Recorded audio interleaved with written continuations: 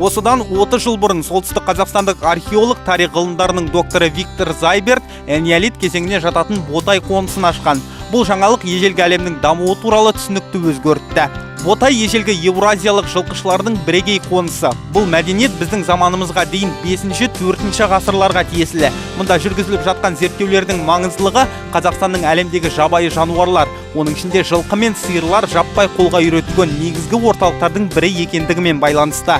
Ботай тұрағы солтүстік Қазақстан облысы Айыртау ауданы Никольское селосынан 1,5 шақырым жерде. Есілдің бір саласы Иманбұрлық өзенінің жағасындағы 15 гектар жерде орналасқан. Ботай мәдениеті дәуірінде бұл жерде 300 шақты үй тұрғызылған.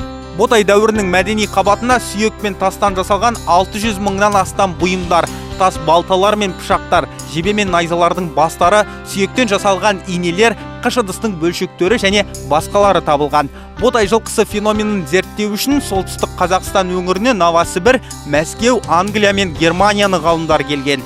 Көптеген ғалымдардың ойы Ботай қонысының Еуразия даласындағы мал шаруашылығының орталығы болған дегенге тоқсат. Ғалымдар тұрақты осымен 28 жыл бойы зерттеп келеді. Бұл уақытта ондаған мақалалар жазылып, кітаптар басылды, бірақ әлі де Ботай даласы сақтап келетін шешілмеген жұмбақтар баршылық. Профессор Зайберттің жетекшілік етуімен Солтүстік Қазақстан мемлекеттік университетінің ғылыми экспедициясы Ботай қонысындағы зерттеу жұмыстарын 1980 жылдан бері жүргізіп келеді. Ботай археологиялық ескерткіші ЮНЕСКО-ның қорғауына алынған.